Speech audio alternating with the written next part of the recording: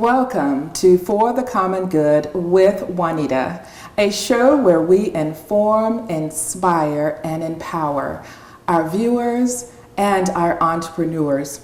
So whether you're just trying to live your best life, achieve business success, or to build healthy, sustainable communities, we provide a holistic approach. And today on the show, we are talking about healing from abuse. And with us today are the generational survivors. We have Saudia, we have Sandra, Gloria, and Charlene. Welcome to the show, ladies. Thank you. Thank you. Thank you for having us. Thanks for having I am us. so glad to have you on the show today to talk about something that we really need to talk about, being a generational survivor. So I'll ask each of you, what exactly does that mean for you? Starting with Saudia. So, as a generational survivor, because I am the founder and the visionary of Generational Survivors, the term actually means an individual, and any individual who grew up in a home, their childhood, that was and witnessed sexual abuse, domestic abuse, physical abuse of any sort, emotional abuse of any sort. Right. And from growing up in their childhood, Right. oftentimes that individual who has witnessed that in their childhood, Juanita, Right. they become victims of that themselves. Wow. Any form of abuse, whether it be physical, emotional, or sexual, Right. and that sort. And you So- felt it was necessary to get this message out. Yes, I did. I felt as though I needed to, because I wasn't heard as a victim when I was younger, I felt like I needed to make a platform for those generational survivors who have yet to tell their stories. Wow. And they're just real people, Yeah. not connected to any source of wealth or fame. Ordinary people. Just ordinary I women like and that. men. I like that. Sandra, what does that mean for you, being a generational survivor? First of all, thanks for having us. Being a generational survivor, for me, it means come out of your hidden pain, tears, and also when you surround with, you become mother, father, and you have that pain inside you, you don't know how you're gonna be conducting, impacting your own children from your home first. So it's something that we all need, no matter what kind of pain or you have endured. It's time for you to say, I can do it, I can come out, and I'm not afraid anymore. And for me to say, yes, I am a generational survivor, it means a lot to me and to my children and to the people that I'm surrounding with every day. So that's why we are here, and we can't wait to start. Thank you for that, You're Sandra. welcome. Gloria, what about you? For me, being a generational survivor means that all the pains, all the tears, all the hurts that I've endured growing up, that it didn't stop me, from being who I am. And as earlier I mentioned scars, I was told I would always be scarred, and so that's my battle, that's my fight, is to remove the scars and to be who I am originally created to be. Oh, okay. Yes. That's powerful. Charlene, what does it mean to you, generational survivor? What it means to me to be a generational survivor is to be a voice to those that are voiceless. To be able to express whatever pain or injustices that have happened and not be afraid to share my story because it'll be able to help to save someone else's life. Wow.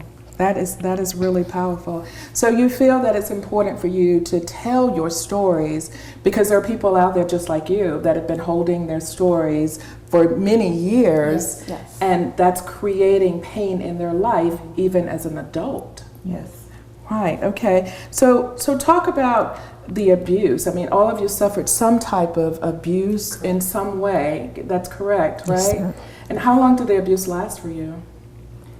For myself, it started when I was 6, and it went early on until my early 30s. Wow. So Physical and mental? I was molested at 6. And then in my teenage years, I was sexually assaulted. Then in my adulthood years, I would enter into abusive relationships, more so financial and emotional, not really physical, because I had watched my mother go through the physical abuse. And for me, I thought that by not going into a relationship where a man was physically beating me, that I had escaped that part of my life, but not knowing that there were other forms of abuse. Wow. Yeah. Wow. Sandra, what about you? Your abuse? I can say I've been start from age of 14 and end up with baby, but it didn't stop me. I said to myself, I have to do it. I have to be strong. I have to make a way.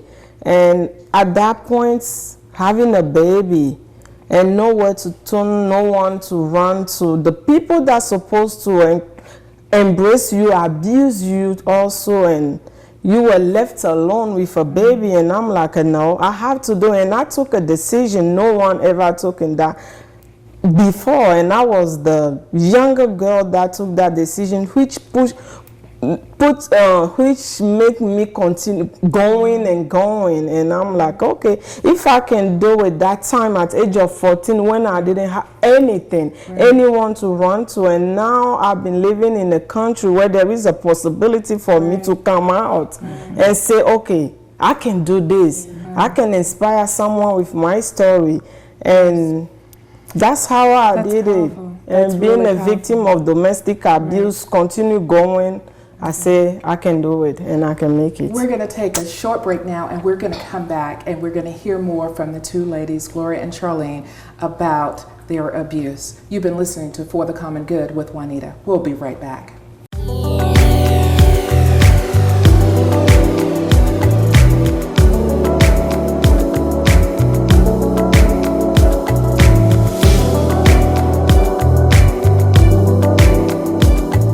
We're back for the Common Good with Juanita, and we've been talking to the generational survivors about their abuse. And now, Gloria, what was it about your abuse? When did your abuse start, and how long did it last? My abuse started, well, I saw my mother being abused first. My stepfather was a Vietnam vet. He came back from Vietnam. So once he returned, that's when abuse started in our lives. So mine started when I was about 7 or 8. First with seeing my mother being thrown through a glass door, and then mine led into sexual abuse. And so my entire siblings also encountered a lot of physical abuse as well. Mine didn't end with my stepfather until I was 13. Wow, that's powerful. And Charlene, what about you? So my abuse started when I was 12 and it ended at the age of 14. Wow. Okay. Now, I know that abuse impacts your life as an adult. I mean, we know you carry these scars with you into adulthood. So I want to talk a little bit about that in terms of how it has impacted you as an adult, as some of the scars that you felt, perhaps that may have been triggered from the abuse that you endured. Talk to me about that a little bit. Anybody? I could say I got married at 19. And well, before that, the abuse led to a lot of promiscuity in my life. And so I would date older men. At 13, I was dating older men. So I had no, I had no idea. I mean, sex and love to me was the same thing. Right. So all a man had to say was, "I love you." Right. And so I felt like that. You're looking for love Right. in all the wrong places, right? Yes. Yeah. So I didn't understand what love was. I thought it meant sex. And so because the boundaries were crossed with me, I got married at a very young age. Right. Okay. What about you, Charlene? I think for me, how the abuse actually transpired in my life growing up, I also dated, but I didn't date guys that were older than me. I dated guys my age, but I was very vulnerable, and I just needed to be loved. So if a gentleman told me that he loved me, I believed it. it led me into my first marriage where I married someone who was broken as well. Because in my opinion, if we're both two puzzle pieces, broken pieces, we're gonna fit. And that wound up diminishing and fizzled out. And it just led me to know that I couldn't truly live my most successful, loving life unless I was whole. Wow. How powerful. Thank you. Well, so for me, during my adulthood years, I was very promiscuous. Much like Gloria had stated, I felt as though taking control, having that power of control within a sexual situation, that made me the dominant person, that made me feel like I was in control and power, and no one was ever going to make me feel less than as I did when they took advantage of me. So I felt like by entering into not so much relationships, but seeking that individual, having sex with that individual, and then discarding it, I felt like it was filling some sort of void for myself, not really knowing that it really wasn't filling a void for me. And that what I was doing was just attaching myself to many different spirits. And when you do that, until you understand in your mind that taking sex and using it as a weapon is not going to heal you on your journey, and I had to figure that out the hard way. And once I did that, and I was able to accept that, okay, this situation right here, I'm hurting. This is not a part of my healing. I'm hurting, and I'm still hurting. And it took me to realize that for me to further myself on my healing journey. Right. Wow, that's powerful. Thank you for that. Okay, for me, it turned me to be quiet. Everything that moves around me, I have to keep my eyes open. And holding a baby, I have to find a way to survive with the baby. That led me into early marriage. I have to get married so that both of us can survive. That's how I get into a wrong marriage. I'm not going to say wrong because I've been married for 19 years, so which was good, but I was there because when you don't say anything, everything is fine. That's how I was. Everything was fine because Sandra don't talk. Sandra don't say, okay, you are hurting me, because I don't know how to say stop. You are hurting me, because when I was abused at age of 14, I couldn't say anything to those people. For me, they were protecting me for what happened to me instead of embrace me. So that's until I say, I can't do it anymore. That's how I have the speaker for a change. When I speak, then the healing will start.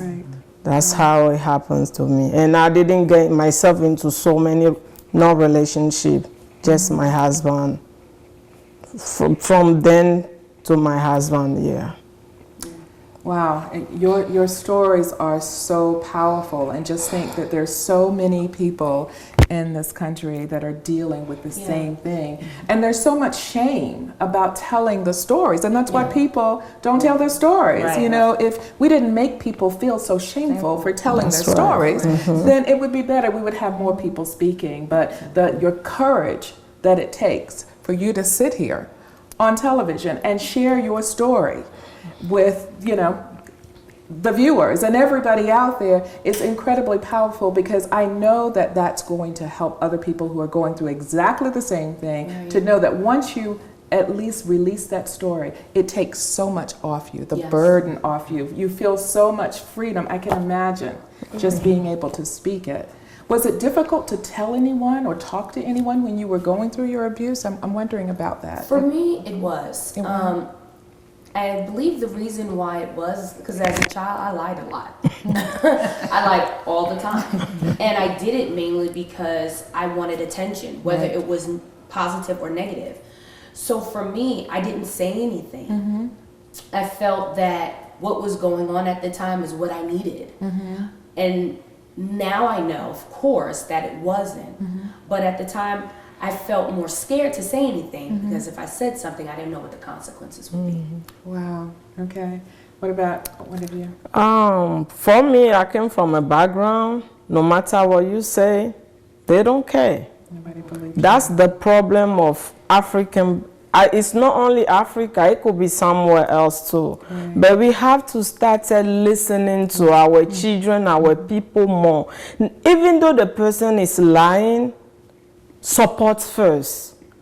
Then you're going to say, what is going on? But when the person is your child come to you and you rejected her or rejected him without listening, It makes the situation worse. Exactly. Yeah. So for me, no one cares. So why would I talk? Till now, when I was going to domestic abuse, they rejected me because whatever I'm going to say will never matter to them. So I kept it to myself till today. If they call and ask and say nothing happened, whoever is talking, listen to her. I'd rather put it in the book than telling a family member. Right. Yeah. That's incredibly powerful. I think not listening to our children, when they have something to say, it makes the situation even worse and the pain even greater. Yes. We'll be right back.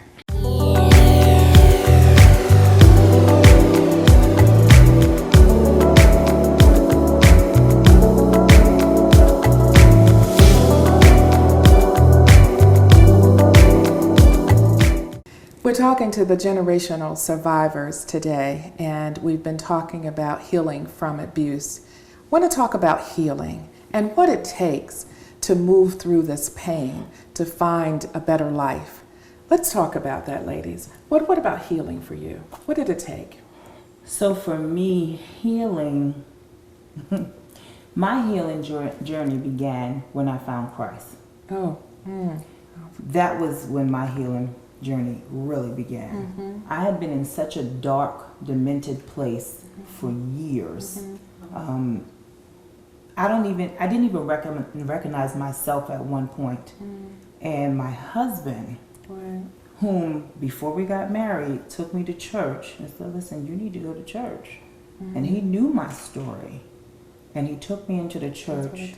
And the church that I went to, I started to listen to the message, and my relationship with Jesus increased. And when that increase became an increase in my life, like a surreal increase, because some people talk about, oh, I went to church and I received the word, but when you really endure the word and you listen to the word and you feed on the word, because you have to feed on the word and develop that relationship with Christ, and that's what it was for me. My relationship with Christ really started my healing journey.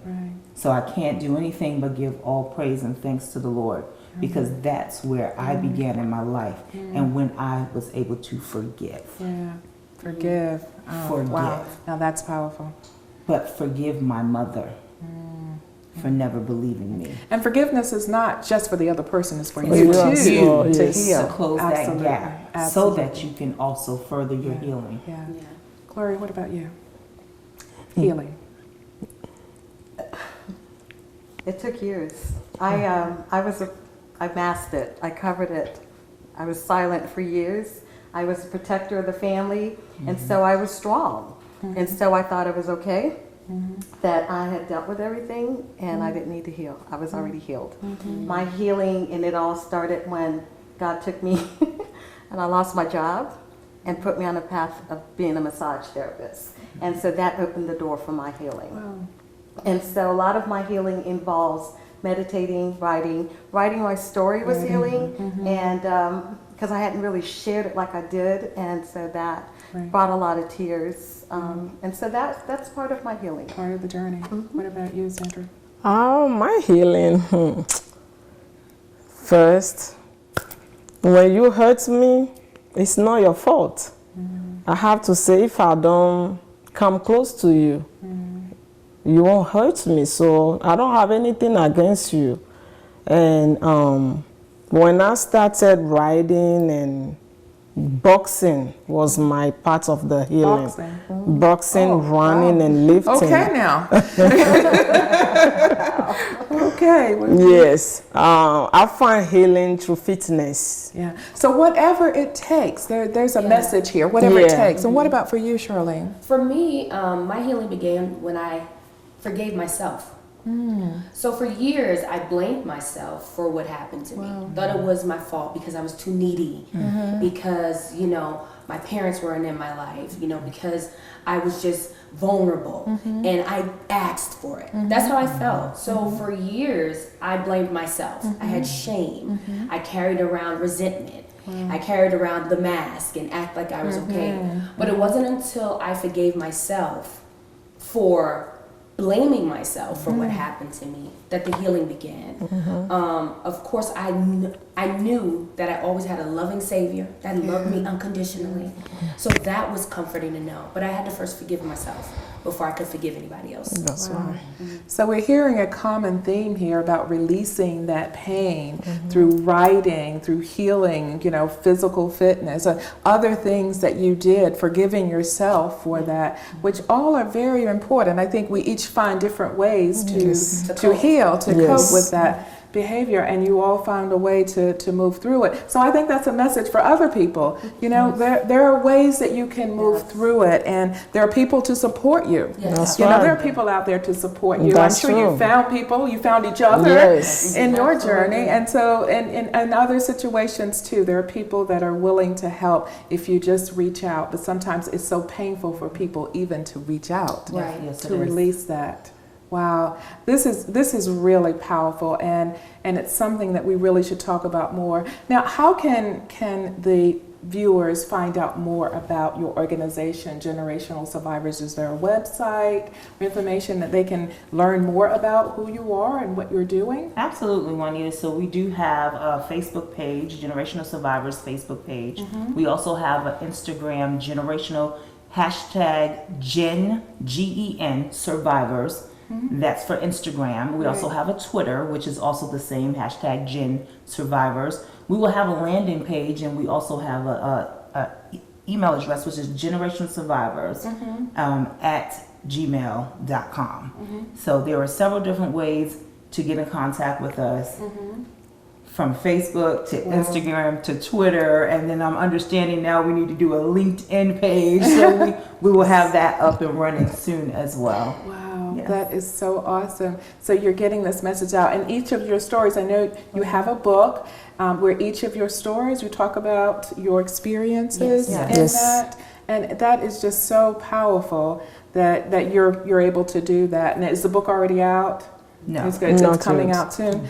Well, you know, I think it's really, really important that your message gets out there. And that's what we're trying to do here on For the Common Good with Juanita, is get your message out there so people will contact you and find out more about what they can do. Maybe they want to start a similar kind of organization in their community, community-based, because every community needs to have resources That's to right. go to. And a lot of times people just don't know where to go. Absolutely. That's They- true. They really That's don't. why we are here to Yeah. provide some of that There's information. some That is movements. so awesome. I thank you so much for being on the show Thanks here for today having with us. us. This has been such a pleasure for giving this message to us and helping us to be able to get this message out to our viewers. Thank you. You've been listening to For the Common Good with Juanita. Thank you for listening.